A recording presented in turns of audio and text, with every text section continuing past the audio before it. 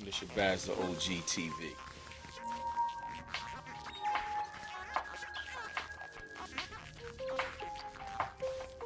Who is Shabazz, they ask? Who is Shabazz The OG?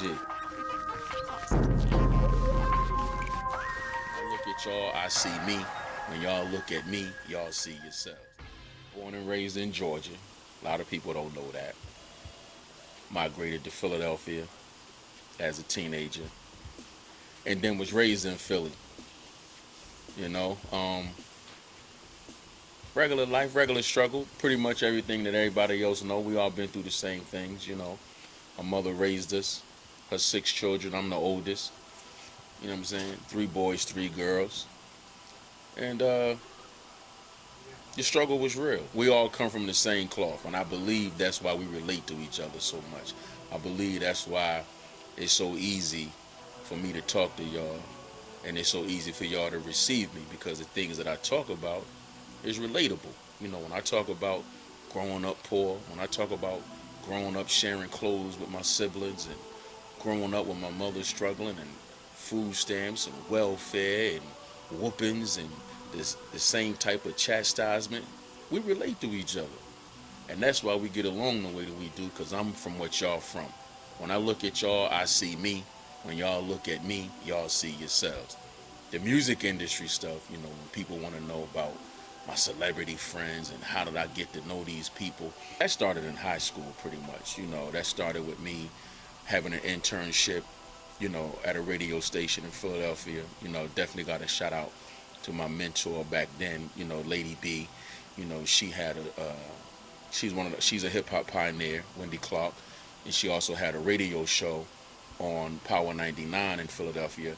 You know, she brought me on as one of her interns, and that's when the whole music industry affiliations began. And I was always good at mastering and nurturing and maintaining healthy relationships, because you know that's where that loyalty come in at. At the time, you don't know that's what you're doing. One thing I learned about celebrities and people in that, you know, in that lifestyle, they're just like us as well. So what they like to do, they like to be around people that make them comfortable. They like to be around people who are like-minded. You know, they respect people who like what they do. It's okay with them if you're a fan. It's okay with them if you congratulate them and big them up. But when they have people in their intimate circles, they want normalcy. They want cool. They want relaxed. They don't want overhype. You know what I'm saying? They want you to really just be a normal person. And that's how all of these relationships that I had with Trey and Meek and, you know, and Beans and Bleak and, you know, just the whole, you know, I could name a lot of people, and I'm not going to do a whole bunch of name dropping, but, you know, y'all can look at my Instagram and see the affiliations and, you know, but all of these relationships came about and was maintained because of how I am as an individual. You know, don't come around with a bunch of people. You know, don't come around being extra. You know, definitely don't come around with that dick ride. Like, they just don't want still no parts of that. That's the way the relationships were established and nurtured. You know, go from meeting people, becoming acquaintances, and then some of them actually becoming my friends and like family. You know, so that's the whole music industry affiliation and how that came about. You know, then from there, being a promoter or radio promoter actually turned into me being a consultant for radio, for record labels and independent artists. You know, I was a consultant on Emilio Sparks' first and only solo project. Then I had another artist after that. His name was Biz from Jersey. And then Tracy McGrady's little brother Josh came after that. He was working on his music career, and I was consulting his project. But then the granddaddy of them all came. My man, AR Music. You know, when I met AR 3.5 years ago, the most profound thing about him was the fact that when someone introduced us and told him what I did, and I listened to his music, I automatically knew he had it. He had records. He had songs. He wasn't just rapping.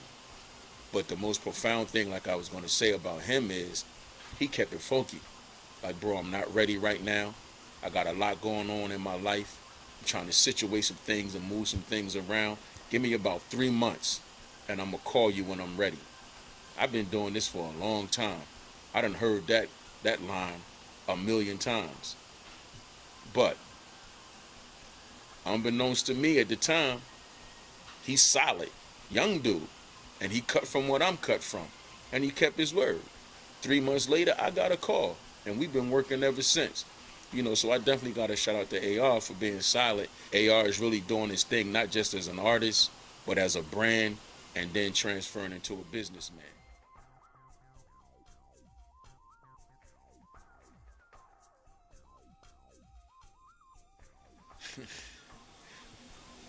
Instagram. How did I get started with Instagram? Wow. Um, true story. I was in Japan actually. I was in Japan. I was in my hotel room. It was cold as shit outside. I didn't want to go outside. And this one they just started the 15-second videos. So I'm like, let me see what this hit for. So I tried it. You know what I mean? So I put it up. I got some comments and things like that. So I just really just started doing it on a regular, consistent basis. But I was still posting like quotes and memes along with the videos here and there. So that was like January 2014. Between January 2014 and May of 2016, I really only had about 2,800 followers. Not a whole lot of engagement, but some, mainly from people who knew me. But May 2016, when they implemented the 60 seconds, I said, oh shit, I done fucked up. They gave me a whole minute to talk shit. I could talk a lot of shit in 60 seconds. This is what I'm thinking.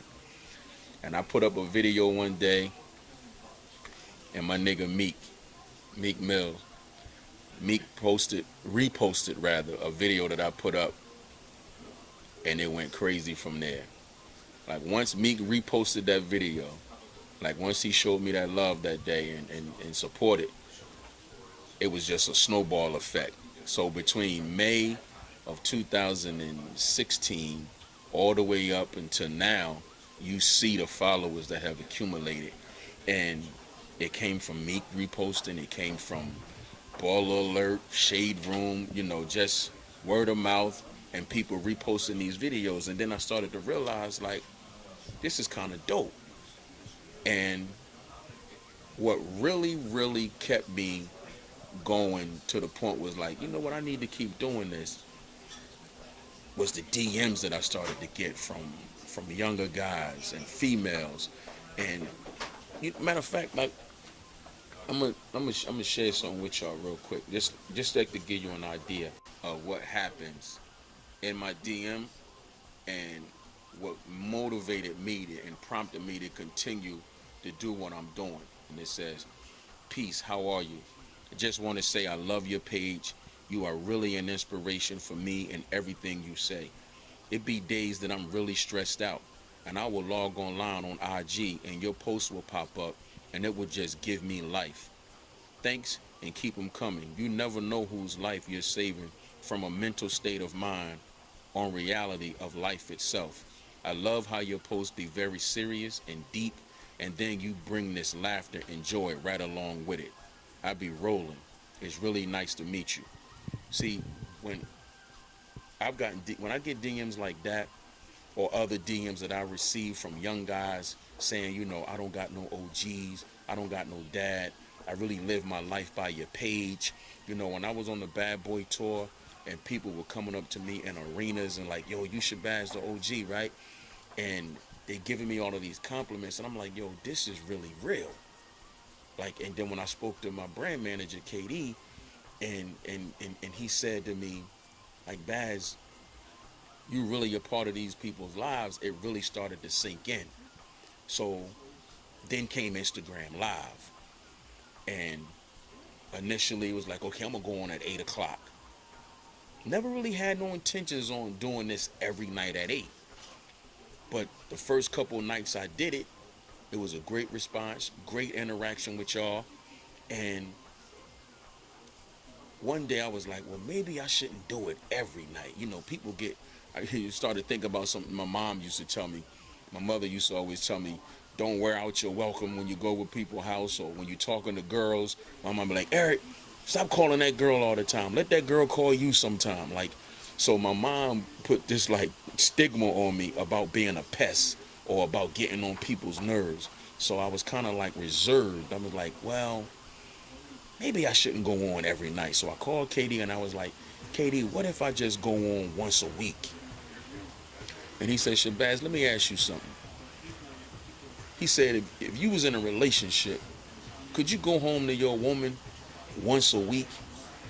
And I was like, nah, I didn't know where he was going with it.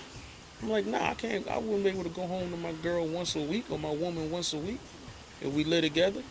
He was like, okay, you can't go on Instagram once a week now. You got to go on Instagram every night because these people that get off work at 5, 6, 7 o'clock, guess what? 8 o'clock, they looking for you. And I listened to him, but then what he said rang true. I remember I went on one night at 8:05. I had DMs. Where are you? Why are you late? It's like, if I'm not on that live every day, it's going to be a problem. So it put me in the mind state of, this is really something that's needed. The way I'm talking, what I'm talking about, the way I add the humor, the way I add the music, you know, everybody that's on my page that participates, it really turned into a family-oriented platform where we all respect one another. We agree to disagree. If somebody comes on with that trolling, they not having it. The ladies jump on their neck, especially the ladies. The women on my Instagram are really serious about me, and they really serious about what I do, and they really serious about being respected and garnishing respect. I guess the reason why I'm there every night consistently, no matter where I am, even if I'm somewhere and I know I'm not going to be able to stay on for the whole hour, I'm still going to check in with them. I'm loyal by nature. I'm consistent by nature. Just like I didn't think nothing of it when I was at the Barclays Center one night on my way to a 112 concert and told them that I would check in from the show. I get to the Barclays, no reception for live. I put up a note on my page that says, I know I told y'all I was going to check in, but I have no reception for live. I'll see y'all tomorrow. And I posted it on my page. Everybody was so gracious and thankful and respected me for putting that note up, that message up, letting them know that I couldn't go live. But that's just me being me. Like, if I say I'm gonna do something, I do it. And before I go, I just want to say this because this is extremely important to me, and it's important for me that y'all know this. Y'all pay attention to it, and y'all always commend me and thank me for it. But it's like the comments. I answer every comment.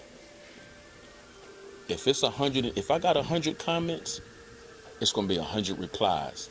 All these people I know, all these celebrities I know, these people I hang out with, but they're people. You understand? They're people like y'all, and they're people like myself that respect me and that I respect. And I carry that same respect for y'all. I carry that same respect for y'all time, and I go through every comment and I respond to every one because to me, that's the least I can do because y'all took y'all time to observe my page. Y'all took y'all time to send a comment. I can't take full responsibility for my page because this page wouldn't be what it is without the support of y'all. So why not comment to everybody? As long as time permits for me to do it, I'm going to continue to comment to y'all again because this is not my platform. This is not my Instagram.